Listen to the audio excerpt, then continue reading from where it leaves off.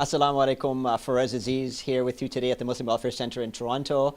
We're very excited today to talk about an amazing new program that the Muslim Welfare Center will be launching, inshallah. And I'm very pleased to have with us our Vice President, Brother Iqbal Ali, and we will be talking to Iqbal about this amazing program.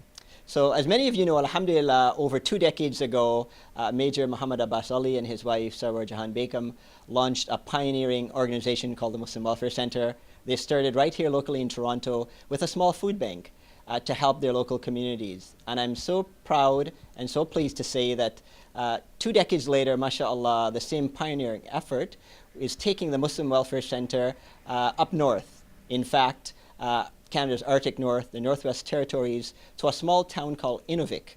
And Brother Iqbal will tell us a little bit about what we're about to do in Inuvik, inshallah. And in fact, he has already made the trip up to Inuvik as part of our exploration for our new program. And so I'm very happy to have him with us today, and we're going to let him tell us a little bit about Inuvik and what we're about to do there. Assalamu alaikum. As Brother Faraz said, it's been a tradition at Muslim Welfare Center that we try to help our neighbors wherever they are in Canada first and then abroad. In this regard, we had been thinking for quite some time to start helping our northern neighbors in the cold regions of Canada. As we all know, food in the north of Canada is extremely expensive. It's by north, I mean north of the Arctic Circle.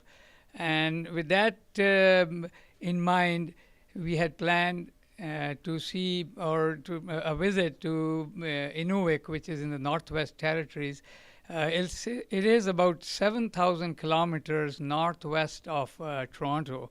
So it's a long distance away. It's on the Arctic Ocean. It's on River Mackenzie Delta just before it falls into the Arctic Ocean.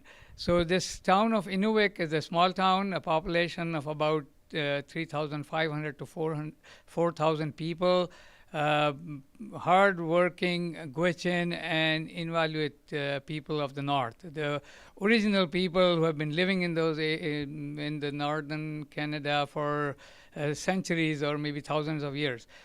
The food to get there is a really difficult proposition.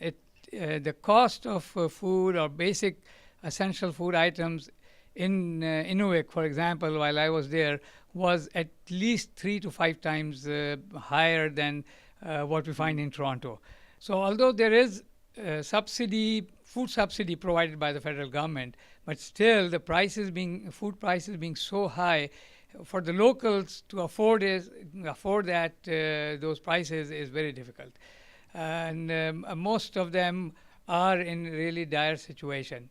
That's where the Muslim Welfare Center and our friends supporting the Muslim Welfare Centers come in. We decided to then build a small food bank in Inuvik, and that's for the last 1 year. First we did the studies to see the feasibility, and then we started building that small food bank. And now, alhamdulillah, by the grace of God and with your support, the food bank is ready to operate almost. We are now stocking it with food that we'll need to ship from outside Inuvik. And the food bank will most likely start in the month of April, inshallah, April 2015.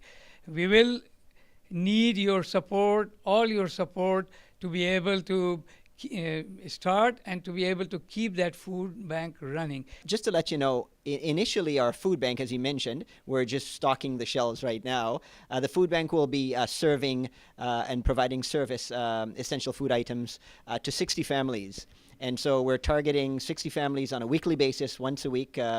Most likely on a Sunday, the food bank will be open to serve our neighbors in Inuvik. And so we're looking to be able to provide as much supplies as we can to about 240 families on a monthly basis. This is really an opportunity for Torontonians of all walks of life, Canadians, if you will, to be able to really give a helping hand to our brothers and sisters, our neighbors, if you will, in Inuvik. And so, I just want to echo what Brother Iqbal said about that program. There'll be more information coming, and of course, you can visit us at www.muslimwelfarecenter.com to learn more about the program, to learn about how you can contribute to this program.